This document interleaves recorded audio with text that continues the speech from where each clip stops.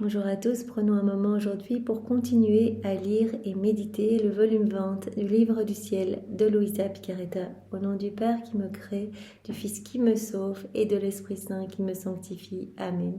Jésus, une fois de plus, nous courons vers toi, nous nous jetons à tes pieds, nous les embrassons, nous te demandons pardon, Jésus, pour toutes nos misères, pour tous nos actes déconnectés de ta divine volonté, tous nos manquements d'amour, tous nos péchés, toutes nos noirceurs, nos pauvretés.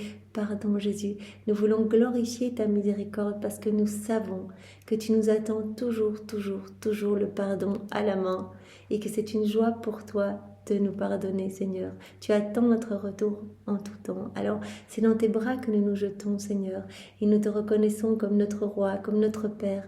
Nous voulons t'adorer, te louer, te bénir, te glorifier, t'honorer, te remercier, le tout avec ta volonté, au nom de tous les hommes de tous les temps. Nous te demandons, Seigneur, de nous absorber en toi. Nous voulons ne faire qu'un avec toi. Nous voulons être identifiés à toi. Nous voulons devenir comme d'autres toi sur la terre. Aussi, prends nos volontés fusionnées à la tienne et donne-nous ta divine volonté comme vie. Que ta divine volonté soit reine en nous. Oui, nous t'appelons divine volonté. Viens tout faire en nous comme en Jésus en sa divine humanité. Viens regarder par nos yeux, parler par nos lèvres, respirer dans toutes nos respirations.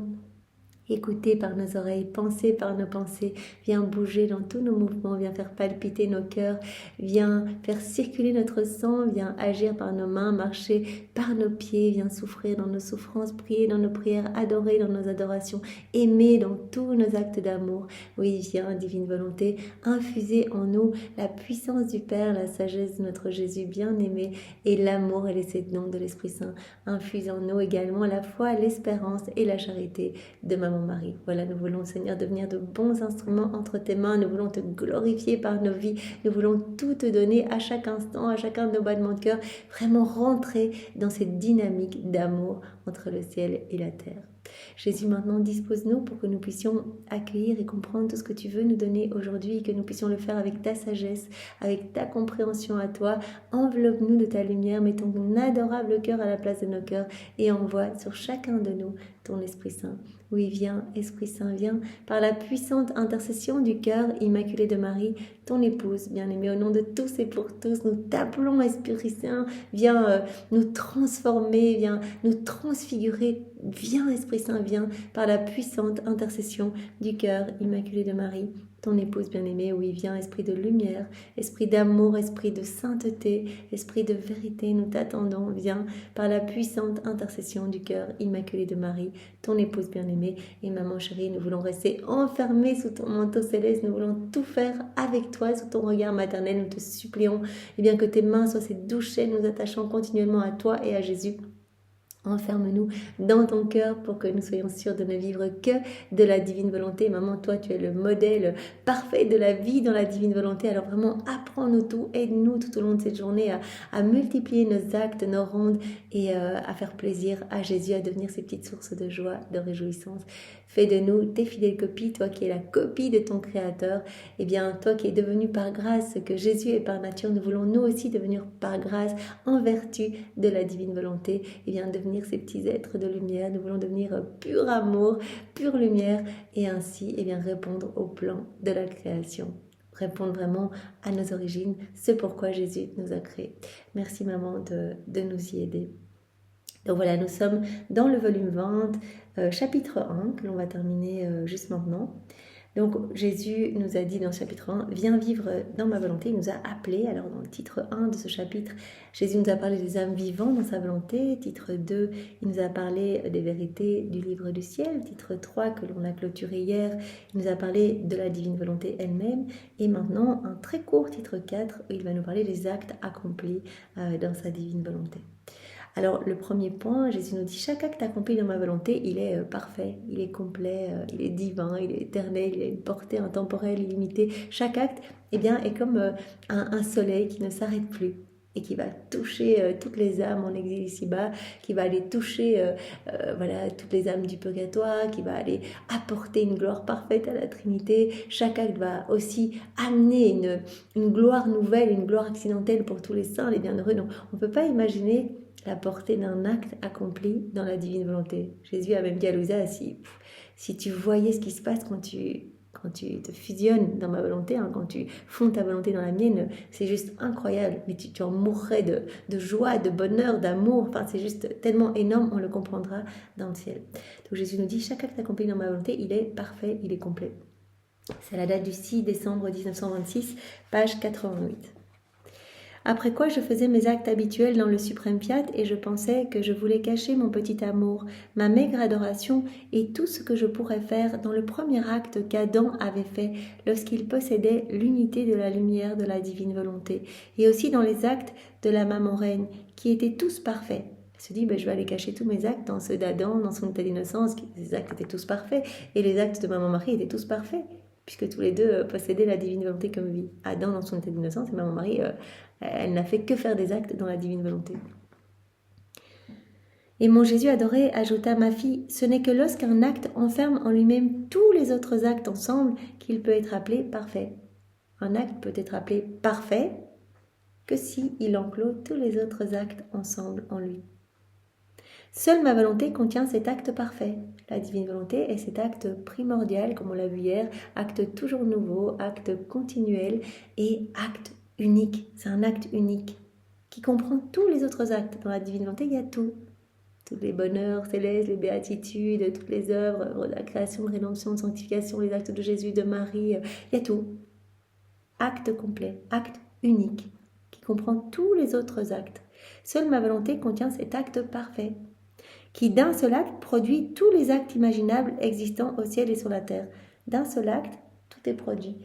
Un seul acte comme une fontaine, et de cette fontaine, sortent tous les autres actes. Donc voilà, on regarde autour de nous les arbres, le vent, la mer, les petits oiseaux, enfin toute la création, etc.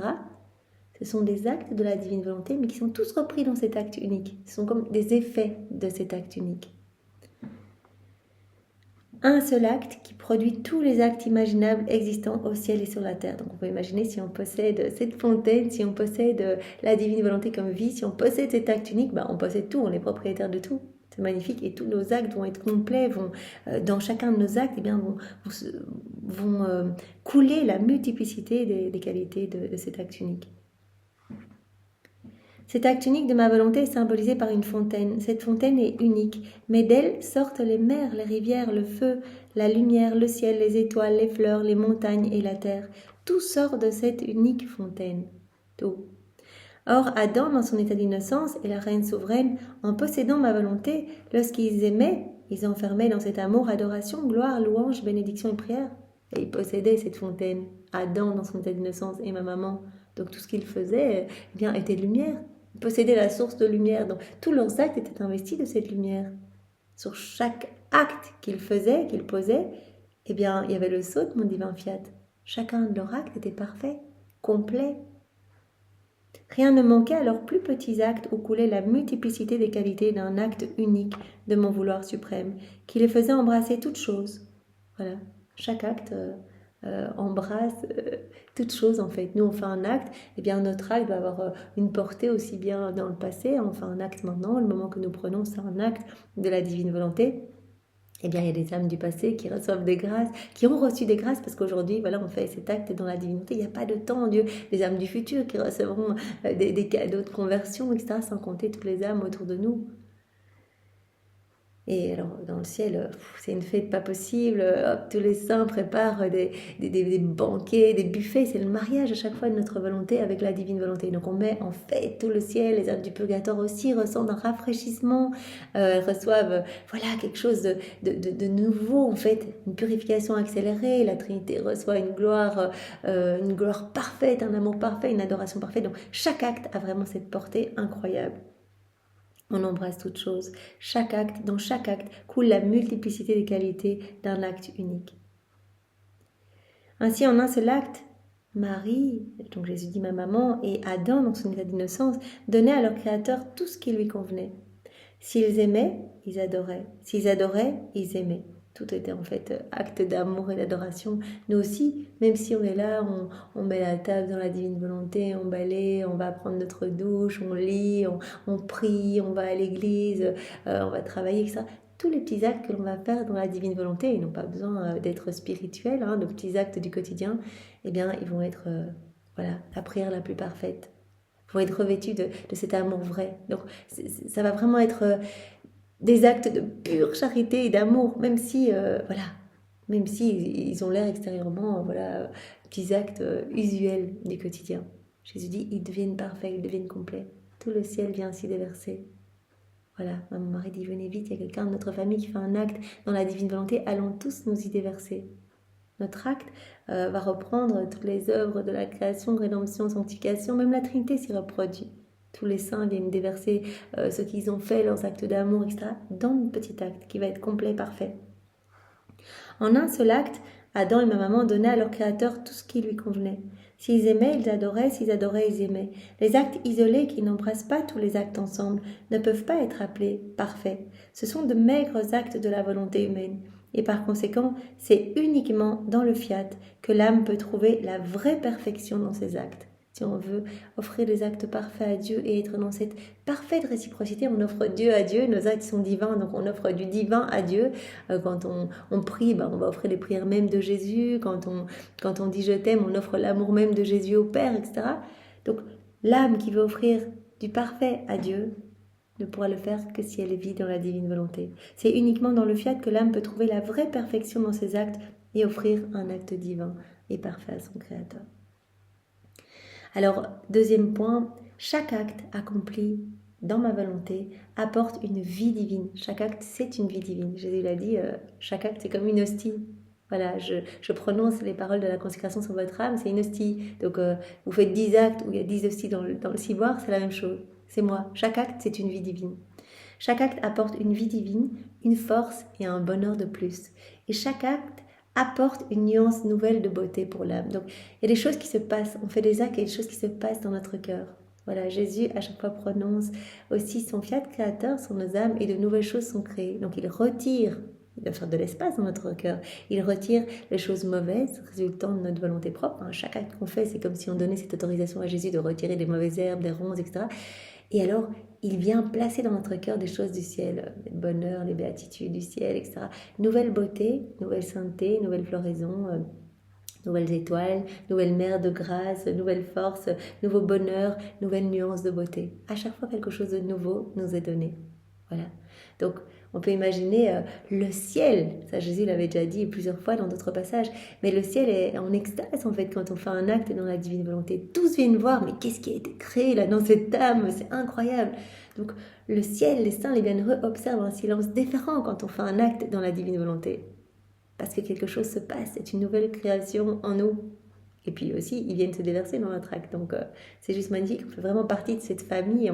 On est relié à tous les éléments créés qui ressentent aussi quand on fait un acte, ressentent comme une sorte de nouvelle fraîcheur, un renouvellement. Et le ciel se réjouit. Vraiment, on met en fait tout le ciel.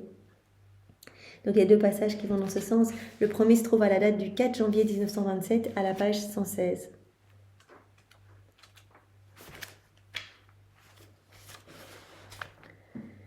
Mon pauvre cœur gémissait à cause de la douleur de la privation de mon cher et bien-aimé Jésus. Les heures me paraissaient des siècles, et les nuits sont interminables sans lui. Le sommeil fuit mes yeux. Si au moins je pouvais dormir, ma douleur s'endormirait et je trouverais peut-être un peu de soulagement. Mais non, au lieu de dormir, je garde les yeux bien ouverts. Mes pensées sont des yeux qui veulent pénétrer pour voir où est celui que je cherche et que je ne trouve pas. Mes yeux sont des oreilles pour entendre, qui sait le doux bruit de ses pas, le doux et gentil écho de sa voix. Mes yeux regardent, qui sait, ils verront peut-être l'éclair de sa fugitive venue. Oh, combien sa privation me coûte, oh, combien je languis après lui. J'étais dans ces lamentations lorsque mon doux Jésus bougea en moi et se fit voir, assis à une petite table de lumière, tout occupé à examiner l'ordre de ce qu'il avait manifesté sur sa très sainte volonté. Trop beau, donc Jésus se fait voir à l'intérieur du cœur de Louisa. Il est assis, il a une petite table de lumière, il est en train de regarder tout ce qu'il lui a donné, toutes ces vérités, ces vies divines qu'il a sorties de son sein paternel et qu'il a donné à Louisa. Il est en train de les réordonner en elle. Tout ce qui concernait son vouloir, les mots, les connaissances, tout était comme un rayon de lumière dans la main de Jésus et qu'il disposait sur ce bureau de lumière. tout ce qu'il a donné à Louisa. Il l'avait d'abord gravé en lettres de lumière dans son cœur, puis il lui a donné oralement, il l'a aidé à mettre par écrit, etc. Et donc il est occupé à regarder en fait tous ces mots, ces connaissances. Il a dit toutes ces vérités viennent de moi en fait. Ce sont mes écrits, ce ne sont pas les tiens, ce sont mes mots. Ça vient vraiment du tréfonds de mon cœur. Donc il est en train de regarder tout ce qu'il a donné à Louisa. Tout était là dans sa main comme un rayon de lumière. Et il plaçait tout sur ce bureau de lumière. Il était si absorbé que j'avais beau lui parler et l'appeler, il ne s'occupait pas de moi. J'ai donc gardé le silence en me contentant d'être près de lui et de le regarder. Puis après un long silence, il me dit « Ma fille, lorsqu'il est question de choses qui concernent ma volonté, les cieux et la terre observent un silence déférent pour être spectateurs d'un nouvel acte de cette suprême volonté. » Là, Jésus s'apprête à graver dans le cœur de Louisa une nouvelle vérité. C'est une vie divine, chaque vérité est une vie divine. Tout ce qui concerne la divine volonté, tout ce qui est acte de la divine volonté, etc., eh bien, le ciel et la terre sont comme subjugués et observent ce silence déférent pour voir qu'est-ce qui va sortir. Spectateur d'un nouvel acte de la divine volonté. Donc là, Jésus va s'apprêter à sortir une nouvelle vérité. Il est occupé à tout organiser dans le cœur de Louisa et donc tout le ciel observe. C'est magnifique. Chacun de ces actes, tous les actes accomplis dans la divine volonté, chacun d'eux apporte une vie divine, une force, un bonheur, une ravissante beauté de plus. Donc, que ce soit quand Jésus va donner une nouvelle vérité ou quand on fait nos actes, le ciel s'arrête en fait pour regarder, observe ce silence déférent et tous viennent se déverser dans notre acte. Tous se réjouissent de ce nouvel acte de la divine volonté parce que chaque acte de la divine volonté apporte une vie divine, nouvelle, une force de plus, un bonheur de plus, une ravissante beauté de plus. Par conséquent, lorsqu'il est question de ma volonté, nous devons, toi et moi, mettre tout de côté et nous concentrer uniquement sur le fiat éternel. Donc quand tu m'as appelé, etc., je n'ai pas répondu. C'est trop important, là, il y a tout le ciel qui est subjugué, etc., parce qu'il y a un nouvel acte de ma volonté qui va sortir. Vous imaginez le nombre d'actes, nous, qu'on fait, on laisse la divine volonté faire à travers notre humanité, le nombre d'actes, des milliers, le battement de cœur, la digestion de nos aliments, nos regards, nos respirations, notre sommeil, tout est acte de la divine volonté quand on coule tout en elle. Vous imaginez combien on met en fait le ciel et tout ce qu'il y a de beau qui se crée en nous, les nouvelles nuances de beauté, de force, de sainteté, etc. Lorsqu'il est question de ma volonté, nous devons, toi et moi, mettre tout de côté et nous concentrer uniquement sur le fiat éternel. Il ne s'agit pas de réordonner en toi une volonté humaine ou une vertu quelconque, mais c'est une volonté divine et opérante. Tout ce qui concerne ma divine volonté, ça subjugue tout le ciel. Bah oui, tous les saints et bienheureux vivent dans la divine volonté, possèdent la divine volonté. Donc ils sont subjugués. Quand quelqu'un, sur la terre, fait des actes dans la divine volonté, ou que la divine volonté s'apprête à sortir un nouvel acte. Ici, Jésus dans le cœur de Louisa. C'est une volonté divine et opérante en toi.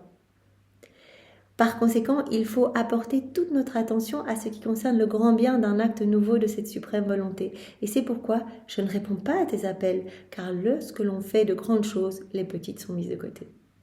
Tes petites balivernes, parce que tu te sens privé de moi, je sais évidemment, c'est un martyr d'ordre divin, je sais ta souffrance, mais là, je suis occupée à faire quelque chose de très important. Voilà. Il y a un nouvel acte de ma volonté qui va sortir. Je suis en train de tout réordonner en toi, réordonner cette volonté divine et opérante en toi. Voilà, on peut imaginer Jésus qui est en train de graver en lettres de lumière une nouvelle vérité dans le cœur de Louisa. Donc tout le ciel est subjugué et observe ce silence déférent. Donc c'est la plus grande chose qui soit, en fait. Toutes ces manifestations sur la divine volonté, quand on fait nos actes, etc., le ciel est subjugué. Alors là, encore un passage qui va dans le même sens, à la date du 16 janvier 1927, à la page 126. Où Jésus nous dit donc que chaque acte accompli dans la divine volonté apporte une nuance nouvelle de beauté pour notre âme et de nouvelles joies à partager avec tout le ciel. Je continuais à me plonger dans le suprême vouloir et mon doux Jésus s'est fait voir en appuyant sa tête contre la mienne. Comme je souffrais, je lui ai dit « Mon amour, regarde, je suis dans ton aimable volonté et comme je veux venir au ciel avec toi, c'est ta volonté même et non la mienne qui demande que tu me prennes avec toi. » Elle fait prier la divine volonté partout pour dire « Jésus, prends-moi avec toi. » Par conséquent, contente ta volonté qui étant partout te prie partout, dans les cieux, dans le soleil, dans la mer, de ne pas garder plus longtemps ta petite fille en exil loin de toi, mais qu'après tant de difficultés et de privations de toi, tu la laisses atterrir dans ta céleste patrie. Donc quand on fait une prière dans la divine volonté, elle se répercute partout, elle part en écho partout où se trouve la divine volonté. Donc là, elle dit, s'il te plaît, prends-moi au ciel, je le demande dans ta divine volonté. Et hop, tous les éléments répètent. Dans les cieux, le soleil, etc. Prends ta petite fille avec toi. Oh, je t'en prie, aie pitié de moi et de ta volonté qui te prie. Et Jésus, toute compassion, me dit, pauvre fille, tu as raison, je sais combien te coûte ton exil. Et pour me persuader, tu me fais prier par ma propre volonté. Il ne pourrait pas y avoir un moyen plus puissant. Toutes les prières accomplies dans la divine volonté, il n'y a pas plus puissante. Parce qu'elles sont toutes investies de cette puissance créatrice, de cette force divine. Et donc le Père entend ses propres prières. Et puis dans la divine volonté, on est dépourvu d'intérêt personnel, on veut ce que Dieu veut. Il n'y a pas un moyen plus puissant que de faire prier ma volonté partout. Mais sache, ma fille, que le Fiat suprême veut quelque chose d'autre de toi. Il veut de ta part que toutes les beautés, toutes les variétés des teintes multicolores, toutes les nuances soient formées dans son royaume. Il faut former ce royaume en toi. Et tu es la première première créature investie du péché originel, en qui va se former ce royaume. Donc tu dois te laisser complètement investir par la divine volonté. Il faut que toutes ces beautés toutes les nuances puissent être imprimées en toi. Que tout soit formé dans son royaume. Les beautés sont là, les couleurs dans toute leur variété sont toutes en ordre, mais il y manque les nuances. Et je veux que de ton côté, rien ne manque pour le décorum et la beauté de mon royaume. Donc par chaque acte que tu vas faire, chaque vérité que tu vas accueillir, etc., tu vas former une nouvelle nuance de beauté dans mon royaume. Pour nous aussi, Jésus élargit à chaque fois les frontières de son royaume pour nous donner plus, pour qu'on puisse accueillir une nouvelle vérité, etc., les mettre en pratique. Et à chaque fois, il nous donne de nouvelles choses à chaque acte que l'on fait. Et c'est ce royaume qui s'élargit, qui s'embellit en nous. On a cet acte croissant, donc il n'y a pas de limite, on peut toujours recevoir plus. Si tu savais combien une nuance se détache, combien elle embellit, et sais-tu comment ces nuances peuvent être formées? Une parole de plus de ma part, peut-être une nuance supplémentaire dans les variétés de couleurs, une petite ronde de ta part. Quand je te donne une parole, une manifestation, hop, il y a quelque chose de beau qui s'imprime en toi. Une petite ronde de ta part, tu vas mettre des je t'aime partout dans les éléments créés ou dans ma vie ou dans les sacrements. Hop, nuance de plus de beauté, de couleur dans ton âme. Une petite souffrance que tu m'offres dans ma volonté, une offrande, une prière dans le fiat. Eh bien, ce sont comme autant de nuances que tu ajoutes et que mon vouloir se fait une joie de t'administrer. Chaque fois, on fait un acte, on fait une ronde, on reçoit une vérité, quelque chose de beau qui se forme en nous, qui se crée en nous. Nouvelles nuances de beauté, de sainteté, etc. en nous. Donc c'est jamais perdu, se replonger dans les écrits du ciel, faire nos actes, etc. Jamais perdu. Jésus nous donne toujours plus, on fait chaque fois de nouvelles acquisitions divines. Dans ma volonté, toutes les choses sont complètes et elle ne tolérerait pas que sa première fille ne prenne pas tous ses actes complets autant que cela est possible pour une créature pour former son divin royaume. Voilà, je veux que tu prennes le plus que tu peux jusqu'à ton dernier souffle, donc que tu fasses tous tes actes dans la divine volonté pour que ce royaume soit magnifique. Et nous aussi, Jésus veut que nous puissions être dans cette communion continuelle avec lui et pour recevoir, à chaque fois qu'on s'unit, on reçoit. Donc ça, c'est magnifique et c'est ce royaume qui s'orne et qui s'embellit dans notre cœur. Et on travaille aussi à faire descendre ce royaume dans les autres âmes sur la terre. Voilà, on travaille à l'embellissement des générations humaines comme nous le savons. Alors nous allons commencer maintenant, donc on a terminé le chapitre 1, Viens vivre dans ma volonté, on commence le chapitre 2. Jésus nous dit, laisse-moi t'enseigner, avec comme titre 1, laisse-moi t'enseigner à propos de moi, à propos de ce que mon humanité a fait. Avec comme premier point, Jésus nous dit, tous mes actes sur la terre avaient pour but le royaume de la divine volonté. Alors là, il y a deux passages qui vont dans ce sens. Donc tout ce que Jésus a fait, ça avait pour but de redonner les droits à sa divine volonté. Ça avait pour but que l'homme puisse vivre à nouveau dans la divine volonté. Il a refait toutes nos vies, etc., tous nos actes déconnectés de la divine volonté. Il les a refaits au prix de terribles souffrances imposées par son humanité par sa divinité à son humanité, les souffrances intérieures, cette passion intérieure. Il a refait toutes nos vies, etc. Tout avait pour but ce royaume de la divine volonté. Que la divine volonté puisse être à nouveau souveraine. Ça faisait tellement de temps que la divine volonté errait dans les cœurs.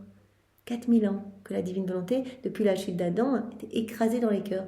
Donc Jésus dit, je suis venu pour rétablir les droits de ma divine volonté, pour vous redonner ces droits divins aussi. Donc le premier passage se trouve à la date du 26 octobre 1926, à la page 38.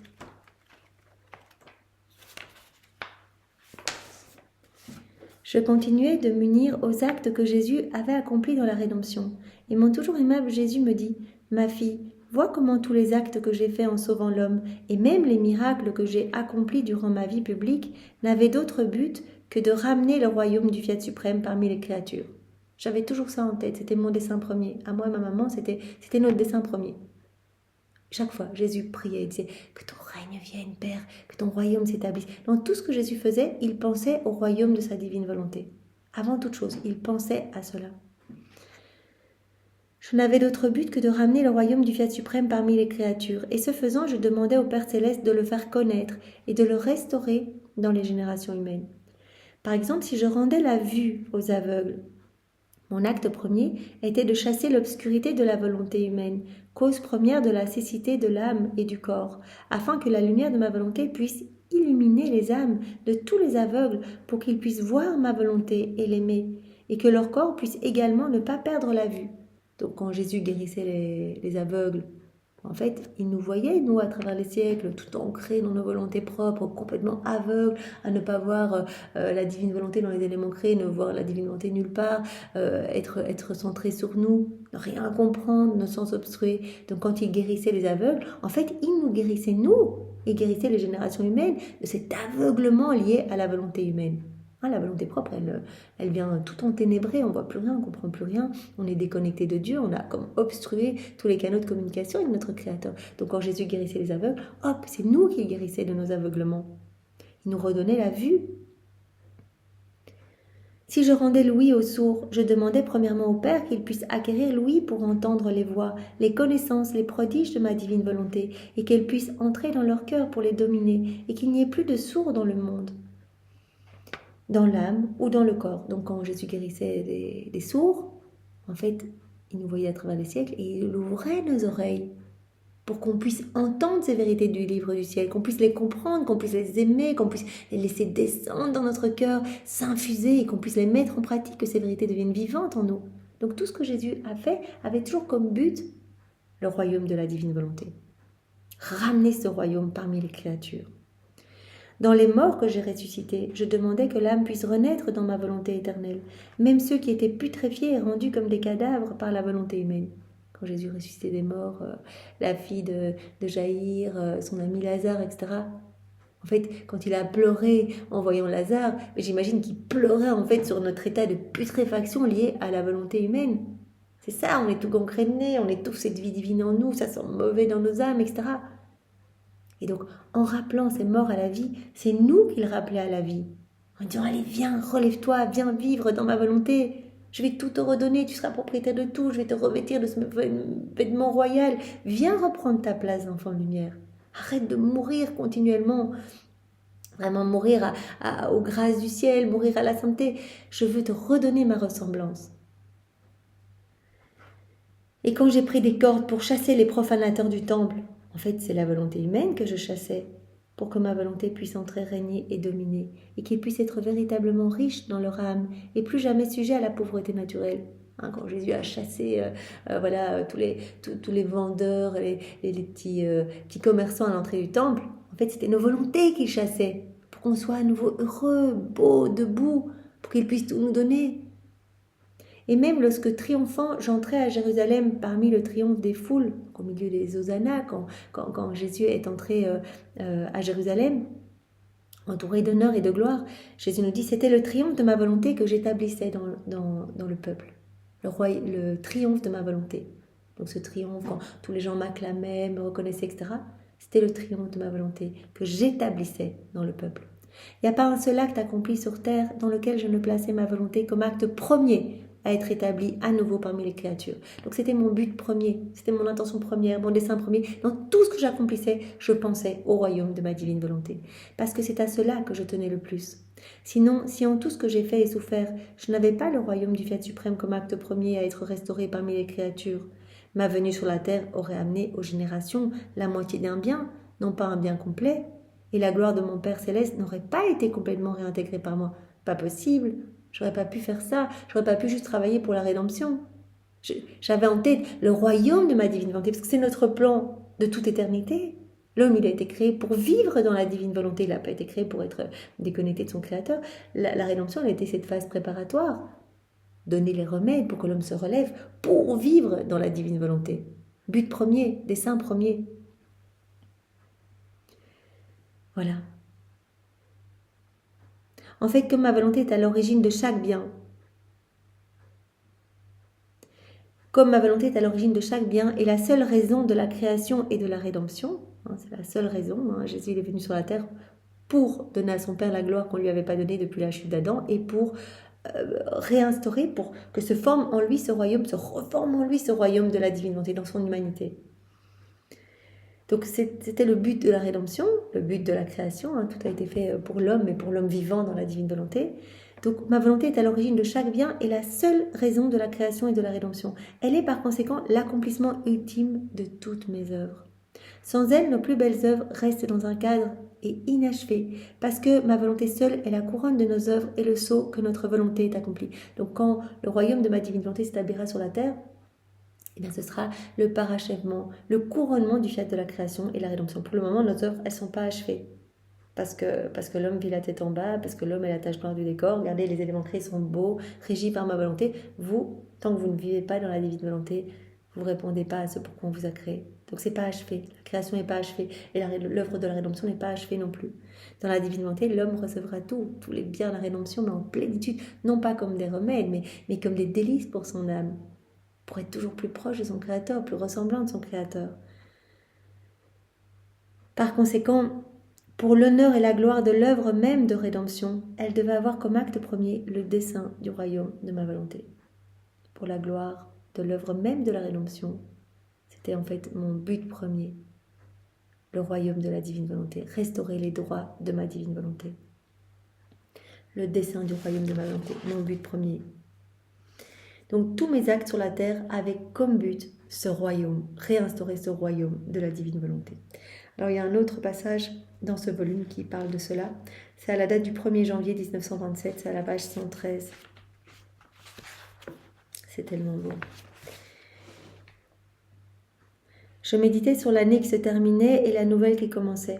Je continue mon envol dans la lumière de la divine volonté et je priais le bel enfant Jésus que tout comme l'année qui se termine ne renaîtrait jamais, il ferait mourir ma volonté pour ne jamais renaître et que comme cadeau pour le nouvel an, il me donnerait sa volonté tout comme je lui donnais la mienne comme tabouret pour ses tendres petits pieds. On donne notre volonté qui va servir de marchepied pour la divine volonté, pour les tendres petits pieds de Jésus. Jésus, c'est la divine volonté.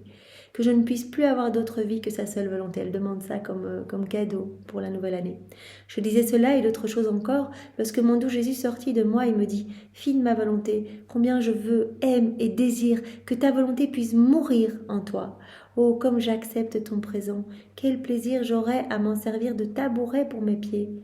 En fait, aussi longtemps qu'elle reste dans la créature, hors de son centre qui est Dieu, la volonté humaine, elle est dure. Elle est horrible, la volonté humaine déconnectée de la divine volonté. C'est une petite puissance spirituelle, comme la divine volonté est une puissance spirituelle, mais ces deux puissances doivent être unies. Notre volonté déconnectée de la divine volonté, elle nous amène à tous les vices, tous les maux, c'est l'horreur. Jésus dit comme elle est dure, quand elle est hors de son centre qui est Dieu.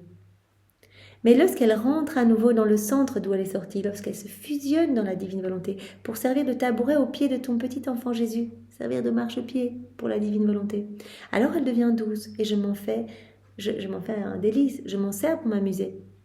N'est-il pas juste que si petit que je sois, j'ai un amusement? Donc donne-moi ta volonté et tu me donneras tous les réconforts, tous les amusements, tu me donneras de la nourriture, tu m'abreuveras, tu me feras des chants mélodieux, un hymne céleste, par chacun de tes actes, etc. Tu vas tout me donner si tu fais tes actes dans la divine volonté.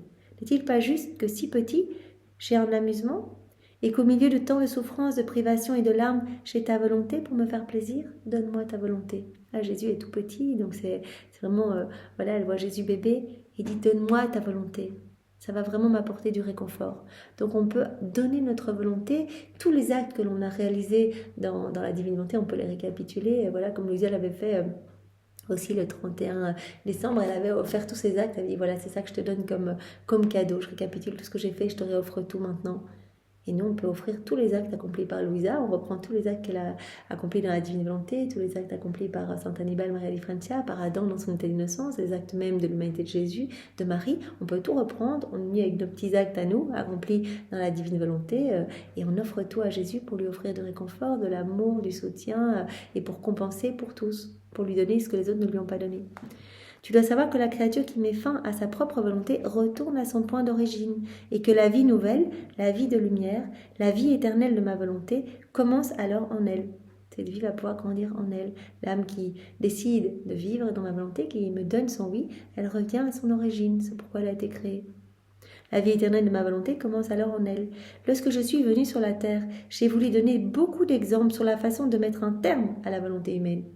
En fait, tout ce que j'ai fait, chaque chose que je faisais, symbolisait une souffrance de ma volonté, la condition où les créatures la plaçaient, et un appel à revenir dans son royaume. Donc tout ce que j'ai fait, en fait, c'était vraiment un exemple pour vous montrer que vous devez, que vous devez mettre un terme à votre volonté humaine déconnectée de la divine volonté. J'ai voulu naître à minuit pour briser la nuit de la volonté humaine, avec le jour resplendissant de la mienne. Et même si la nuit continue à minuit, elle ne se termine pas, elle n'est que le commencement d'un jour nouveau. Et mes anges, pour honorer ma naissance et montrer à tous le jour de ma volonté, à partir de minuit, ont réjoui la voûte des cieux avec des nouvelles étoiles et de nouveaux soleils pour transformer la nuit en lumière plus brillante que le jour. Quand Jésus est sorti du sein de Marie, il y avait un flot de lumière et il a fait jour à ce moment-là. Incroyable, tandis qu'à la mort de Jésus, il a fait nuit. Donc, Jésus dit, tout ce que j'ai fait, c'était pour que vous puissiez comprendre que vous devez abhorrer votre volonté propre, déconnectée de ma divine volonté. Je suis née à minuit, parce que minuit, c'est le commencement d'un jour nouveau. Donc c'est pour dire, allez, venez, renoncez à vos vieilles habitudes, à un nouveau autre neuf, laissez-moi tout régir en vous. Et vous allez connaître cette vie de sainteté, vous allez connaître ma paix, je vais tout vous donner, je vais développer en vous l'arc-en-ciel de mes divins attributs. Vous allez sentir ma joie aussi, ma joie profonde vous habiter. Donc voilà. Donc à ma naissance, les anges, pour honorer ma naissance et montrer à tous le jour de ma volonté, à partir de minuit, ont réjoui la voûte des cieux avec de nouvelles étoiles, de nouveaux soleils, pour transformer la nuit en lumière plus brillante que le jour. Ce fut l'hommage que les anges ont rendu à ma petite humanité et en qui résidait le plein jour du soleil de ma divine volonté. La petite humanité résidait plein jour du soleil de la divine volonté. Et donc, les anges ont voulu honorer ce soleil de la divine volonté. Et donc, il a fait jour au moment de la naissance de Jésus. Tout petit encore, je me suis soumis à la cruelle blessure de la circoncision, qui m'a fait pleurer des larmes amères, et non seulement à moi, mais à ma maman et à mon cher Saint Joseph. Je me suis soumis à la circoncision. Voilà, cette blessure douloureuse, en fait, pour blesser vos volontés propres et faire une fente dans vos volontés propres pour que ma divine volonté puisse s'y loger, en fait, puisse y revenir, puisse couler dans cette coupure. C'était la coupure de la volonté humaine que je voulais faire pour que la créature puisse laisser couler dans cette coupure la divine volonté et qu'une volonté brisée ne puisse jamais renaître à la vie, sinon la mienne, qui avait coulé dans cette coupure pour y recommencer sa vie. Donc tout ce que Jésus a fait avait comme dessein de nous ramener dans la divine volonté. On l'a vu dans le passage précédent. Et ici, Jésus dit, j'ai donné beaucoup d'exemples sur la façon de mettre un terme à votre volonté propre, déconnectée de la mienne. Donc je suis née là à minuit pour montrer que début d'un jour nouveau, j'ai accepté la circoncision pour que vraiment, pour créer comme cette fente dans votre volonté propre pour que puisse y couler ma divine volonté. Petit encore, j'ai voulu fuir en Égypte. Une volonté tyrannique et inique voulait me tuer, symbole de la volonté humaine qui veut tuer la mienne. Et j'ai fui afin de dire à tous, fuyez la volonté humaine, si vous ne voulez pas que la mienne soit tuée. Ma vie entière n'était rien d'autre que l'appel de la divine volonté dans l'humanité. Donc quand Jésus a fui en Égypte, en fait, il a montré, c'est lui la divine volonté, il a montré qu'il fuyait la volonté humaine et il a dit, faites comme moi, fuyez la volonté humaine. Ce tyran, là, Hérode, qui voulait tuer tous les petits de 2 ans et moins, voilà, ce tyran représente la volonté humaine qui veut tuer la divine volonté. Fuyez la volonté humaine. Ma vie entière n'était rien d'autre que l'appel de la divine volonté dans l'humanité. Et quand j'étais en Égypte, J'ai vécu comme un étranger au milieu de ce peuple, symbole de ma volonté qu'ils conservent comme étrangère parmi eux, et symbolisant le fait que quiconque veut vivre en paix et uni à ma volonté doit vivre comme étranger à la volonté humaine. Donc moi je suis la divine volonté, donc quand j'étais en Égypte, voilà, ça symbolisait ma volonté divine, voilà, comme étrangère hein, parmi mes enfants, et ça vous donnait ce message. Fuyez, vivez comme des étrangers par rapport à votre volonté propre. Abhorrez-la, détestez-la, déconnectée de ma volonté. Vous devez vivre comme étranger à la volonté humaine, sinon il y aura toujours la guerre entre les deux. Ce sont deux volontés qui sont irréconciliables. Et après mon exil, je suis rentrée dans ma patrie, symbole de ma volonté, qui après un long exil de siècle en siècle, revient dans sa chère patrie pour y régner parmi ses enfants. Quand je suis rentrée, quand Jésus avait 7 ans, il est rentré à Nazareth, et bien symbole de la divine volonté qui revient après un long exil pour régner parmi ses enfants. Et en traversant ces étapes de ma vie, je formais son royaume en moi. Tous les actes de Jésus, ses larmes, ses prières, ses peines, tout ce qu'il faisait, etc., c'est ce royaume qui se formait dans son humanité. En traversant ces étapes de ma vie, je formais son royaume en moi et je l'appelais par d'incessantes prières, dans la douleur et dans les larmes, pour venir régner parmi les créatures. Je suis rentrée dans ma patrie et j'y ai vécu caché et inconnu. Donc les 30 années de vie cachée de Jésus, et puis quand il est arrivé à Nazareth, de ses 7 ans à ses 30 ans, j'ai vécu caché et inconnu. Oh, combien cela symbolise la douleur de ma volonté vivant caché et inconnu. Voilà. Jésus, c'est la divine volonté. Donc, ce que Jésus vivait, eh bien, c'était symbole de la divine volonté. Chaque chose que je vivais symbolisait une souffrance de ma volonté. Donc, Jésus, là, pendant ces 30 années de vie cachée, à refaire toutes nos vies, tout l'intérieur de l'homme, etc., symbole de la divine volonté qui est cachée, qui est inconnue parmi ses enfants. Et dans cet anonymat, je demandais que soit connue la suprême volonté, qu'elle puisse recevoir l'hommage et la gloire qui lui sont dus.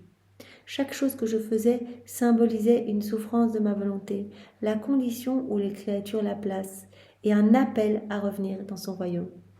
Tout ce que j'ai vécu, j'avais toujours comme but le royaume de la divine volonté. Donc tout ce que j'ai fait, voilà, je vous voyais à travers les siècles et je vous guérissais de vos volontés propres. Quand, dans les années de vie publique, toutes les guérisons de Jésus, les prêches, quand il ressuscitait des morts, etc. Et Jésus dit, et tout, depuis tout petit, j'appelais ce royaume de la divine volonté. Tout ce que je vivais symbolisait en fait les souffrances de ma volonté. Ah, voilà, la circoncision, la fuite en Égypte. Et chaque fois, il y avait un message pour vous. Quand j'ai fui en Égypte, fuyez vos volontés propres. Venez vivre dans ma divine volonté. Votre volonté propre est comme un tyran, comme Hérode. Elle veut tuer ma divine volonté. Et quand je suis restée en Égypte, c'était soyez étrangers à votre volonté humaine. Venez vivre dans ma divine volonté, vous connaîtrez le règne de paix et de bonheur. Voilà. Quand Jésus est revenu, a vécu toute sa vie cachée, eh bien, Jésus, cela symbolisait la souffrance de la divine volonté ignorée parmi ses enfants. Voilà. Et je demandais à chaque fois que soit connue la suprême volonté, qu'elle puisse recevoir l'hommage et la gloire qui lui sont dues. Chaque chose que je faisais symbolisait une souffrance de ma volonté, la condition où les créatures la plaçaient et un appel à revenir dans son royaume. Et c'est ce que je veux, que soit ta vie. Je veux que ce soit ta vie, que toi aussi tu fasses ce que moi j'ai fait. Que tu appelles continuellement, que tu rappelles le royaume de ma volonté parmi les créatures, comme moi je l'ai fait tout au long de ma vie. Le constant rappel du royaume de ma volonté parmi ses enfants, parmi les créatures. Donc que nous aussi, nous puissions demander tout le temps l'avènement du royaume. Dans tout ce que nous faisons, viens divine volonté. Dans le vent, dans les gouttes de pluie, dans les oiseaux qui chantent, viens divine volonté. Je fais prier ta divine volonté partout. Je fais ma vaisselle, viens divine volonté. Allez, on va aller récurer tous les cœurs, Jésus, pour les disposer à cœur ce cadeau de la vie dans ta volonté. Je m'habille, Seigneur, je réveille toutes les grâces, toutes les âmes de tes attributs divins, de tes mérites, de ta splendeur, du vêtement blanc de ta divine volonté. Tout ce qu'on fait doit servir à demander le royaume de la divine volonté, comme le faisait Jésus lors de son passage sur la terre. Alors on va encore voir un point. Jésus nous dit, le royaume de la divine volonté fut formé dans mon humanité. Ça fait suite à ce qu'on vient de voir ici. Ce royaume s'est formé dans l'humanité de Jésus. C'est à la date du 29 décembre 1926, c'est à la page 111.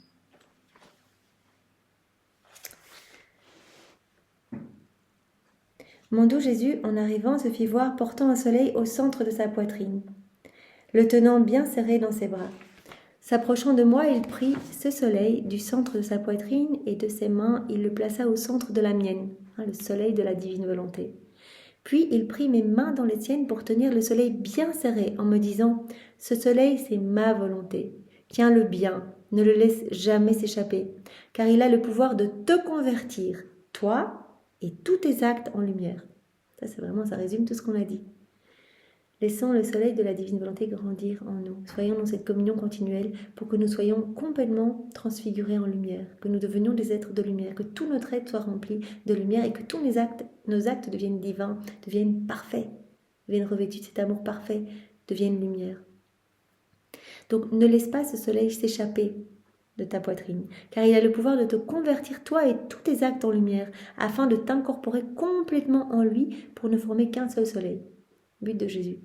Voilà, qu'on soit complètement incorporé en lui, qu'on soit d'autres lui, qu'on ne fasse plus qu'un, une seule vie, un seul acte, un seul amour, une seule volonté. Après quoi, je pensais à tout ce que mon doux Jésus avait fait en venant sur la terre pour la rédemption, afin de m'unir à ses actes et de lui demander, pour l'amour de ses propres actes, de faire connaître sa volonté pour qu'elle règne. Donc elle fait une petite ronde dans l'œuvre de la rédemption, elle veut faire prier tous les actes de Jésus, tous ses gémissements, ses soupirs, ses larmes, elle veut demander partout l'avènement du royaume. Donc elle veut reprendre tous les actes de Jésus pour les offrir au Père avec ses propres je t'aime et demander l'avènement du royaume. Mon Jésus adoré ajouta: Ma fille, lorsque mon humanité fut conçue, une nouvelle création a commencé afin d'y déposer le royaume de ma volonté en tous. En tous les actes accomplis par mon humanité, Donc, quand mon humanité fut conçue, ça a été une nouvelle création.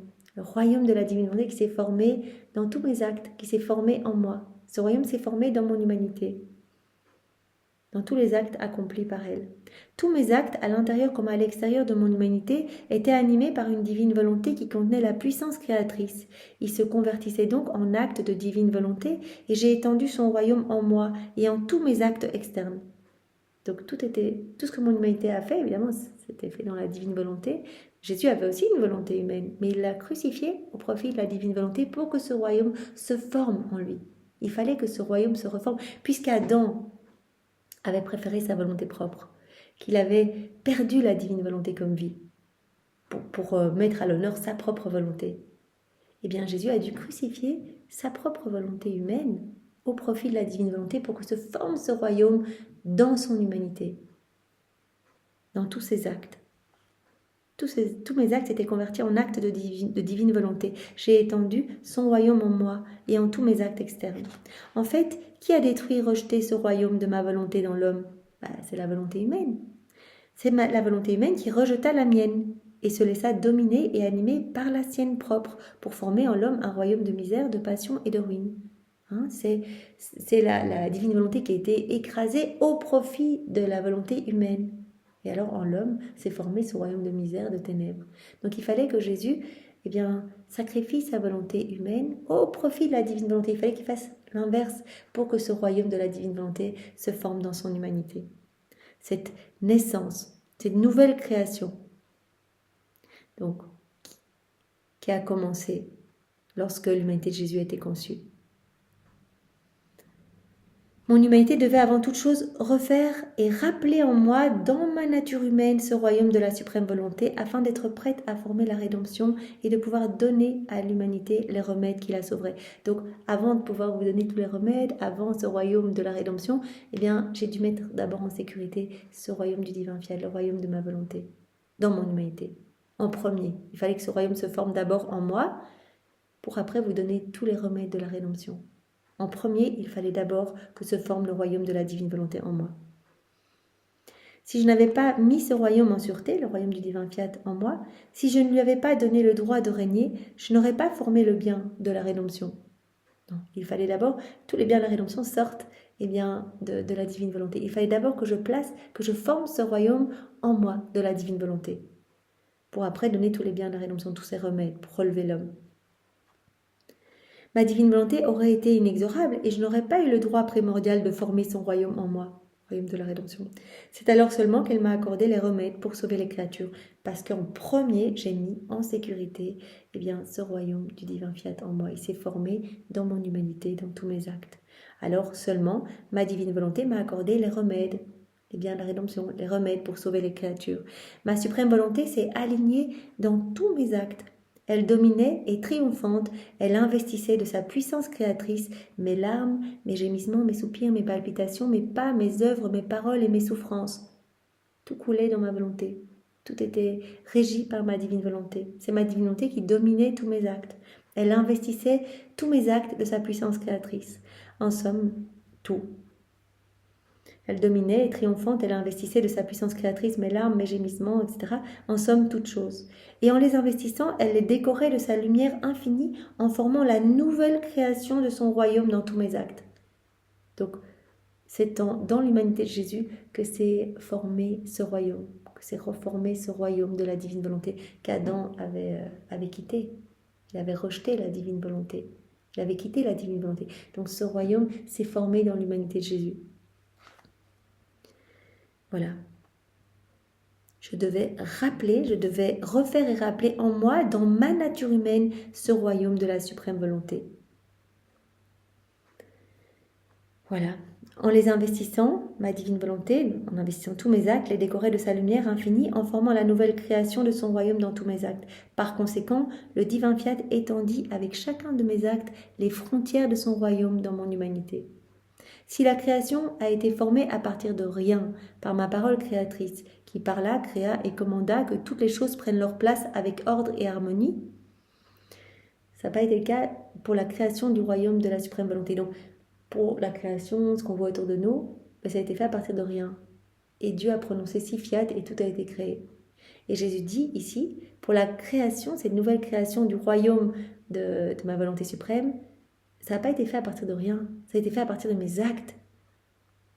Ma volonté ne se contenta pas de former le royaume à partir de rien, mais elle voulut, en garantie de sûreté, la base, les fondations, les murs et les actes de souffrance de ma très sainte humanité pour former la création de son royaume. Donc c'est en moi que s'est formé ce royaume. Voilà, qu'il y a eu cette création du royaume de ma suprême volonté. Donc dans mon humanité. Voilà, ma volonté investissant tous mes actes, mes gémissements, mes pas, mes souffrances, etc. Donc tout a été, tous mes actes ont servi de fondation pour former la création de ce royaume. Tu peux voir ainsi combien ce royaume de ma volonté m'a coûté, combien d'amour j'y ai mis. Par conséquent, ce royaume existe, il ne me reste plus qu'à le faire connaître, avec tous les biens qu'il contient. Donc ce royaume existe, d'ailleurs, quand on voit dans les Saintes Écritures, on dit Jésus grandissait en sagesse, quand il avait 12 ans, quand il a été retrouvé au temple. Il n'aurait pas pu, du point de vue de sa divinité, grandir en sagesse, etc. C'était du point de vue de son humanité, c'était ce royaume en fait qui se formait dans son humanité. Donc le royaume, il est là, il est prêt, maintenant il faut le faire connaître, dit-il à Louisa. Et donc Louisa a été choisie parmi toutes les générations, parce que le Père, l'Esprit Saint et Jésus ont fait le tour plusieurs fois pour trouver l'âme la plus petite, la plus humble. Louisa a été choisie pour faire connaître ce royaume.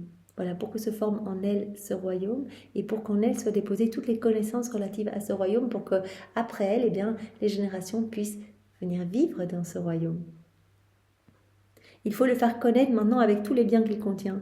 Ainsi, ce que je veux de toi, c'est que tout comme mon humanité a laissé ma volonté libre de former son royaume, tu puisses me laisser libre, sans rien me refuser, afin que je ne trouve en toi aucune opposition. Je veux en toi, et puis toutes les âmes qui vont suivre après toi, cette corde des enfants de la divine volonté, qu'il n'y ait pas d'opposition, que vous ne plongiez pas dans ma volonté propre, que vous laissiez ma divine volonté tout gérer pour que ce royaume se forme en vous. Voilà, je veux tout vous donner. Donc comme moi, comme mon humanité, je veux que tu me laisses libre, que tu ne me refuses rien, pour que je ne trouve aucune opposition en toi, et que mes actes puissent couler en toi. Je veux te donner tous mes actes. Que mes actes puissent prendre leur place d'honneur et s'aligner bien en ordre pour continuer en toi la vie du royaume de ma volonté. Je veux continuer ma vie en toi et je veux que comme mon humanité, tu demandes sans cesse, comme on l'a vu dans le passage précédent, tu demandes sans cesse l'avènement de mon royaume. Moi, j'avais toujours ça comme dessein premier, le royaume de ma volonté sur la terre, qu'elle puisse s'établir. Avant toute chose, c'était mon but premier. Donc je veux que toi aussi, tu te serves de tout pour demander l'avènement de mon royaume. Et je veux aussi que tu ne t'opposes en rien au travail de ma divine volonté en toi. Voilà, que tu puisses te laisser complètement régir par elle. Qu'elle puisse se couler dans chacun de tes actes. Que je puisse continuer en toi la vie du royaume de ma volonté. Après quoi mon doux Jésus s'échappa comme l'éclair, et je voulus le suivre, mais je vis avec beaucoup d'amertume que des maladies contagieuses allaient se répandre dans toutes les nations, y compris en Italie. Il me semblait que les hommes allaient en mourir, partout, et dépeupleraient les foyers. Le fléau serait plus violent dans plusieurs nations, mais presque toutes seraient touchées. Il me semble que les hommes se donnent la main pour offenser le Seigneur, et notre Seigneur les affecte tous des mêmes fléaux. Donc c'est voilà, la justice divine, c'est une expression encore ultime de l'amour de Dieu, de sa miséricorde. Hein. Quand l'homme n'accueille pas l'amour de Dieu facilement, eh bien, quand l'homme n'ouvre pas son cœur, eh bien, l'amour de Dieu va se déverser d'une autre façon, sous forme de l'exercice de justice divine, sous forme de châtiment, et pour essayer de ramener l'homme à son cœur. J'espère qu'il se calmera et que les gens auront moins à souffrir.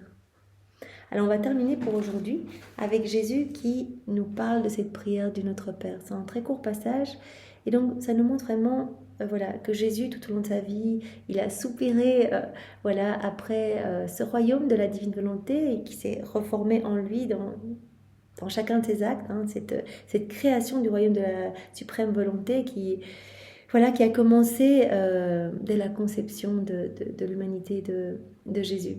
Donc ce royaume s'est formé à travers tous les actes de Jésus. La divinité coulait dans chacun de ses actes. Et Jésus dit, ce royaume en fait me tenait tellement à cœur, en fait c'était vraiment mon but premier en venant sur la terre, j'ai enseigné la prière du Notre Père. J'ai enseigné cette prière pour que vous puissiez demander sans cesse, même sans comprendre, hein, avant de lire les écrits du ciel, on ne comprenait pas trop ce qu'on demandait, mais que vous puissiez demander. Et dans un autre passage, Jésus dit, à chaque fois que vous récitez cette prière, c'est comme si vous veniez tambouriner à la porte du Père pour dire, mais que ton règne vienne, mais que ton royaume s'établisse. Évidemment, quand on fait cette prière dans la divine volonté, on unit notre prière à celle de Jésus. C'est Jésus qui prie en nous. Donc le Père entend Jésus lui-même qui dit cette prière et cette prière ne s'arrête pas. Donc c'est un coup, mais vraiment énorme à la porte du Père pour dire « Allez Père, que ton règne vienne, que ta volonté soit faite. » Donc j'ai enseigné cette prière du Notre Père. C'est à la date du 15 octobre 1926 à la page 25.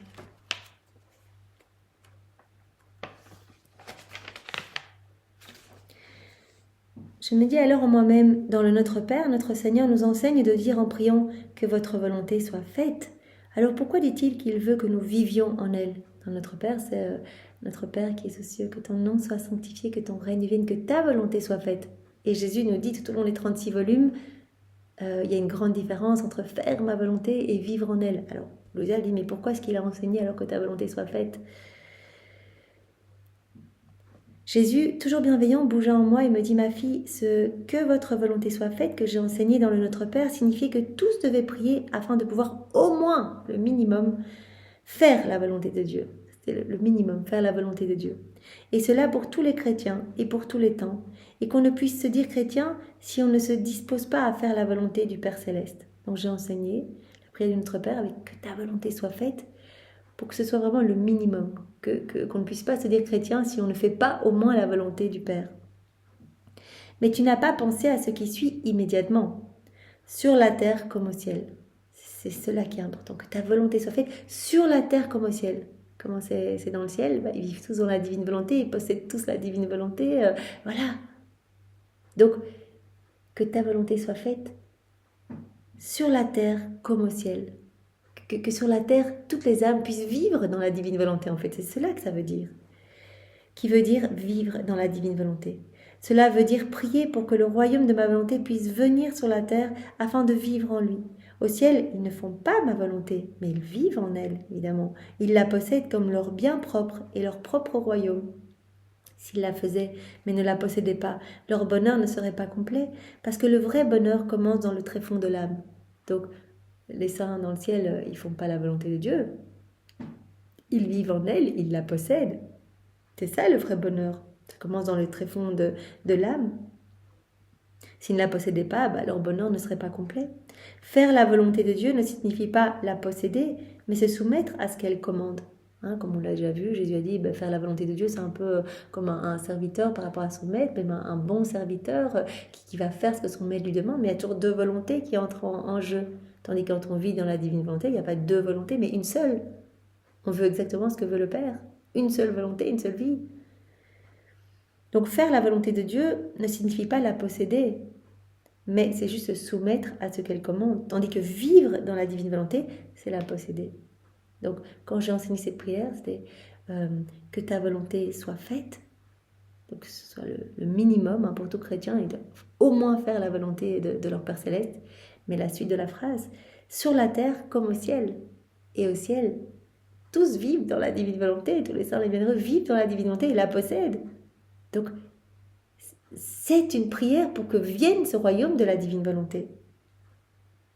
Vivre dans ma volonté, c'est posséder la divine volonté comme vie. Par conséquent, dans le Notre Père, dans les paroles « que votre volonté soit faite », c'est la prière que tous puissent faire la volonté suprême et dans le « sur la terre comme au ciel », que l'homme puisse retourner dans cette volonté d'où il est venu, afin de retrouver son bonheur, les biens perdus et la possession de ce divin royaume.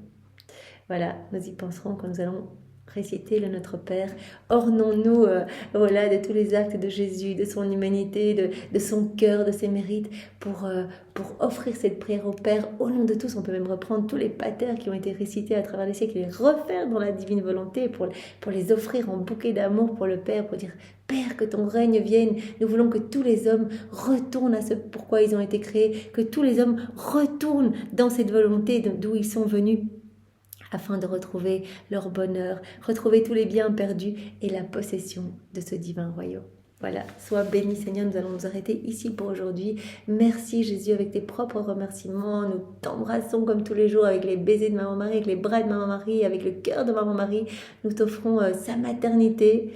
Voilà, et nous t'offrons également la tendresse du Père, de l'Esprit, cet amour trinitaire entre vous. Nous t'offrons tous tes actes, ceux de Maman Marie. Nous t'offrons tous les actes d'amour aussi de tous les saints, de tous les temps qui ont fait ta volonté. On les refait, ces actes, dans ta divine volonté pour t'offrir du parfait et pour donner une gloire accidentelle à ces saints. Et on t'offre aussi tous ces soleils, tous ces actes divins, ces actes parfaits, comprenant absolument tout ce qui a pu être accompli à travers les siècles par Adam, par Louisa, les âmes assis de Louisa, tout ce qui a pu être fait dans la divine volonté. On te réoffre tout, Seigneur, sois béni. Et nous te demandons que tu viennes régner dans notre âme, dans toutes les âmes, et que nous puissions correspondre à tes plans d'amour. Voilà, fais de nous exactement ce qui te plaira. Nous t'aimons, Seigneur. Amen. Au nom du Père et du Fils et du Saint-Esprit. Amen. Soyez tous bénis. Belle journée à tous. Au revoir.